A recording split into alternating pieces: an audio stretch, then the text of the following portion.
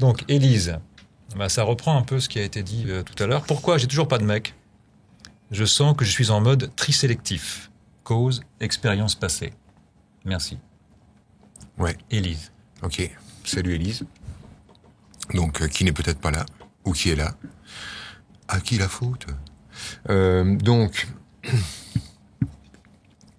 le tri sélectif, donc ça, c'est du Lobvet, hein, c'est quand, effectivement, tu sais, c'est enfin, vous savez, c'est le fameux catalogue dont je parle, c'est-à-dire quand l'horloge biologique commence à se faire un petit peu sentir, et qu'on ne cherchait plus simplement à vivre une histoire, et pourquoi pas une histoire d'amour, mais quand on cherche un géniteur pour mettre au monde les enfants qui vont enfin nous combler, faire de nous des gens pleins, et combler tous les espaces de vide, et enfin en finir avec les doutes.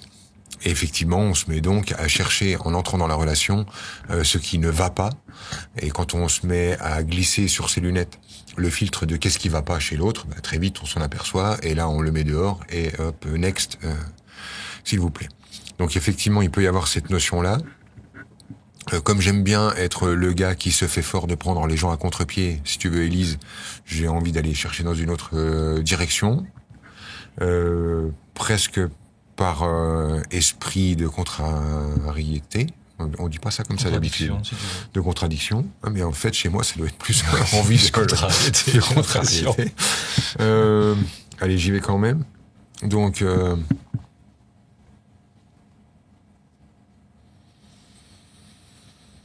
non, c'est esprit de provocation. Ouais, peut-être esprit de provocation. Déjà, j'aimerais que toutes les femmes qui nous écoutent puissent se rétablir avec le droit légitime qui est le leur de renouer avec la salope en elles. C'est-à-dire que la salope, c'est un mot salement inventé par des mecs frustrés qui veulent mettre des laisses à des femmes qui ont le droit de vivre leur sexualité comme elles l'entendent. Et t'es pas obligé d'avoir envie que ça dure ou d'avoir toujours envie de te retrouver avec le même mec dans un lit sans que ça fasse de toi quoi que ce soit d'autre qu'une femme qui aime.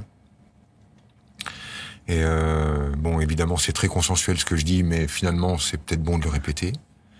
Cela dit, Élise, c'est le début de ta question qui est faux. Enfin, qui est faux, c'est-à-dire, pardon, qui résonne faux. Pourquoi j'ai toujours pas de mec? Ouais, c'est ça. C'est ça. Ça résonne faux parce que on peut pas dire j'ai pas de mec si je suis en mode tri. C'est j'ai plein de mecs que je garde pas. Et pas j'ai pas de mec. J'ai pas le mec. Ouais, j'ai pas le mec.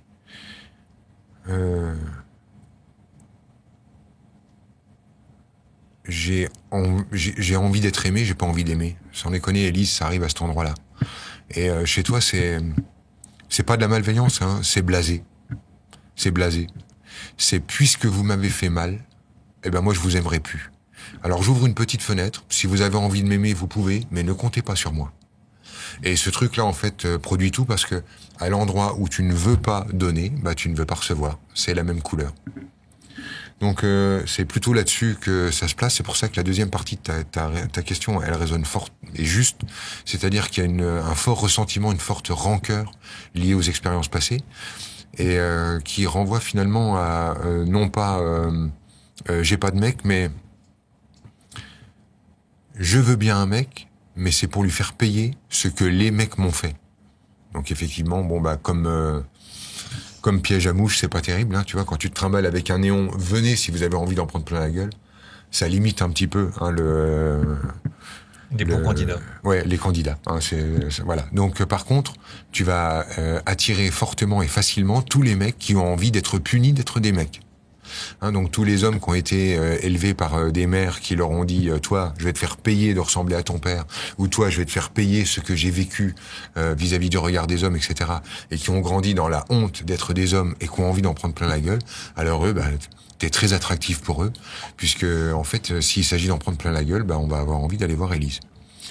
Donc et je répète le truc, hein, c'est pas du tout que t'es malveillante, c'est juste que t'es blessée. Donc qu'est-ce qu'on fait, Élise? Est-ce qu'on fait en sorte que les blessures que tu as ressenties conditionnent ta vie, ce qui est finalement donner le pouvoir à son bourreau pour son propre futur? C'est comme si on disait au gars qui nous a bousculé à un moment, tiens, toi là, Tiens, toi, l'oncle qui m'a touché quand j'avais 8 ans, tiens, je te donne les clés de mon bonheur. Continue de gérer ma vie. Toi, en fait, qui à un moment donné m'a prise en main, à un moment où je n'avais pas l'autorité pour dire non, à un moment donné où je n'avais pas la ressource pour pouvoir m'opposer, toi, aujourd'hui, je vais te donner les clés pour que tu continues de gérer mon avenir. Waouh, c'est beaucoup, beaucoup, beaucoup de cadeaux pour quelqu'un d'aussi violent envers toi. Et chez toi, Élise, en plus, c'est même pas aussi dramatique. C'est-à-dire qu'on n'est pas face à de l'inceste, on n'est pas face à des attouchements, on est face à je suis blessé parce que mon rêve de princesse a volé en éclats, parce que ce que j'avais compris de l'amour était bidon, parce qu'en fait, l'amour ne se prouve pas, parce qu'en fait, on se jette à l'eau, et ce qu'on reçoit, finalement, c'est ce qu'on envoie. Donc, on redescend d'un cran, on punit pas tous les autres de ce qu'on a compris de la vie, parce que finalement, en fait, de punir tous les hommes d'Élise, c'est Élise qui se finit par se sentir seule. Et c'est là que ce qu'on donne arrive chez nous.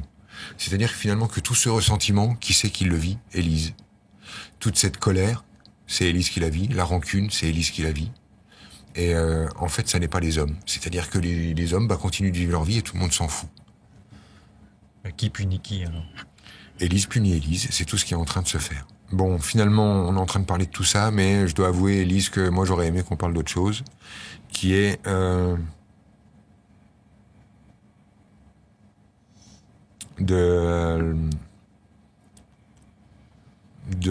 la colère qu'on a lorsque papa tue les petits chatons. Là, par contre, j'ai un énorme paquet, et s'il y a de la rancœur vis-à-vis de l'homme, à mon avis, elle se situe à cet endroit-là. C'est plutôt comme ça. Alors je donne une image, après tu la prends pas, vous pouvez chacun aller recaler ça à l'endroit où vous voulez. Mais l'énergie que je suis en train de capter, pour moi elle tape dans le plexus fortement, c'est quand on a ce genre d'événement, c'est quand papa dit on peut pas les garder. Parce qu'on ne peut pas en avoir 12, et puis on n'a pas pu les donner ou je sais pas quoi, et quand papa tue la portée de petits chatons, et là la petite Élise, elle est là, mais en travers de la gorge, celle-là, ça c'est indigeste. Et là il y a de la rancune. Et à mon avis, le paquet émotionnel, il est à cet endroit-là. Merci Élise pour la question.